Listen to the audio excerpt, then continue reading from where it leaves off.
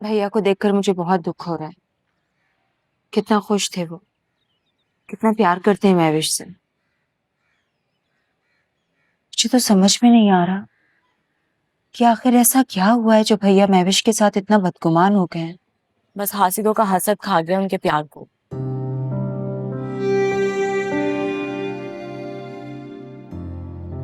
पता नहीं निशाल भाभी ने ऐसा क्या कहा है भैया से कि वो महविश भाभी से इतने बदगुमान हो गए हैं। और पता नहीं वानिया भाभी ने क्या पट्टी पढ़ाई है मिशाल भाभी को कि उन्होंने ऐसी बात की महविश भाभी के खिलाफ। तो जाके पूछो ना मिशाल से।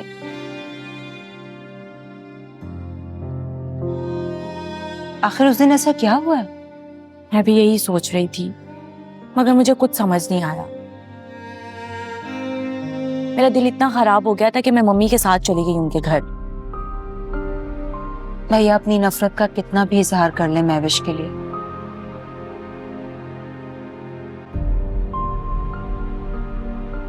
लेकिन मैं अच्छी तरह से जानती हूँ वो महविश से बहुत मोहब्बत करते हैं, उसे नहीं बुलाएंगे। इस मसले को क्लियर करना बहुत जरूरी है। क्या हुआ? भैया के बारे में बात हो रही है? चारे भैया, इतना छोटा सा चेहरा निकल आया है उनका। शातिर और मक्कार लड़की, चारे हमारे भैया का दिल किस तरह तोड़कर चली गई है। दुख मेरे भैया और भाभी को किसी और ने पहुंचाया है।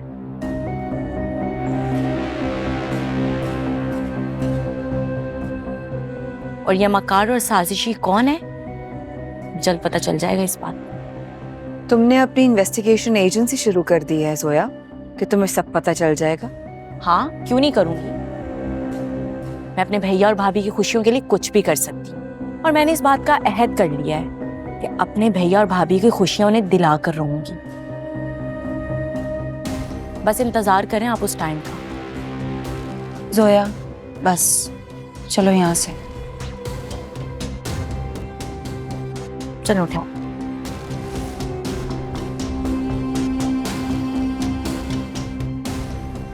विद्दी विद्दी का शोरबा मुझे सिखाएगी, पता चल जाएगा बहुत जल्दी। कर ले पता तू।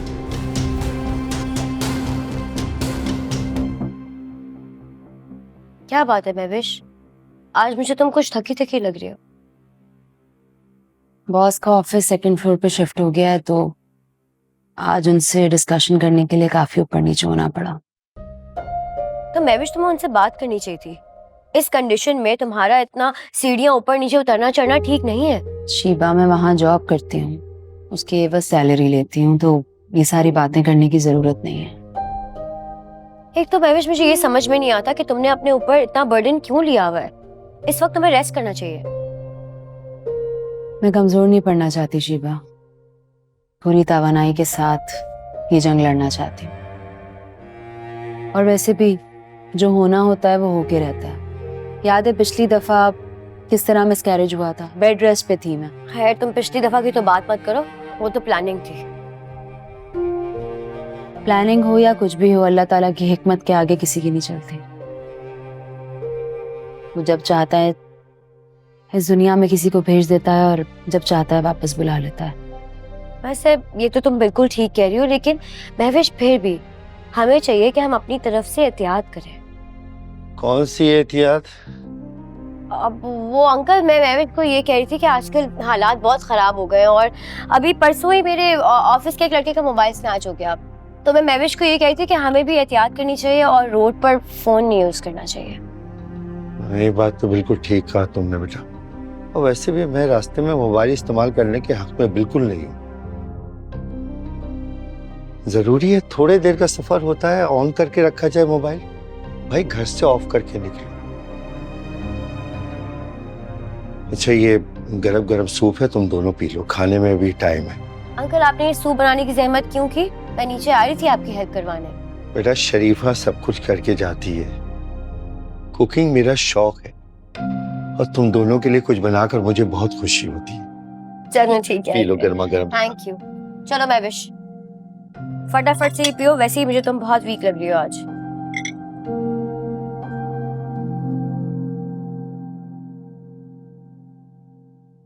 मैंने तुम्हें आंटी का अकाउंट नंबर भेज दिया है, उनको आज ही पेमेंट कर देना। कैसे?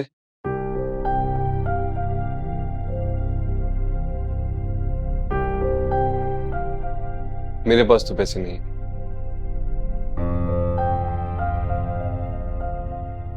मार्केट में सबने मना कर दिया है और सबको मेरी फाइनेंशियल स्टैंडिंग का भी पता है, तो कोई पैसे नहीं देता। तुम्हें सीरियसली लगता है कि मुझे इन चीजों से फर्क पड़ता है?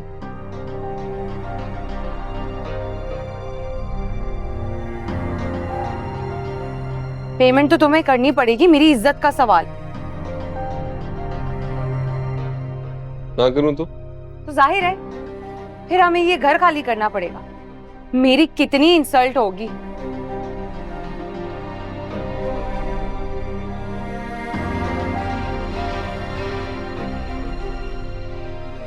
सब क्या कहेंगे, मैंने ऐसे लड़के से शादी की है जो एक मामूली सा घर नहीं अफोर्ड कर सकता।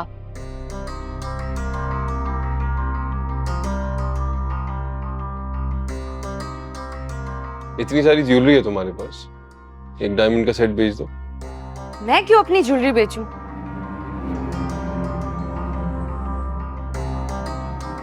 तुम्हारी रिस्पॉन्सिबिलिटी है सब कुछ, तुम इसे पूरा करो।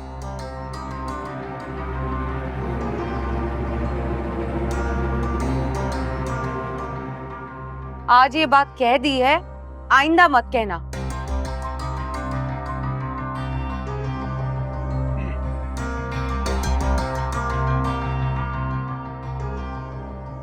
मिशी, we are in state of crisis. मिलके हल करना होगा मसलों को।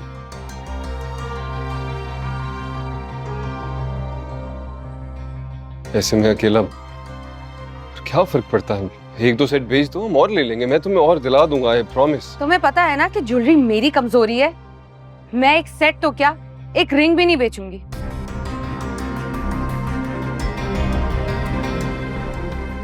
और मैं मंडे को ये सारी ज्वेलरी है ना लॉकर में रखवा रही हूँ, ताकि ना वो घर में रहे और ना तुम इस तरह की फजूल बातें सोचो। मंडे से पहले मुझे कार्रवाई करनी पड़ेगी, वरना सामान चला जाएगा।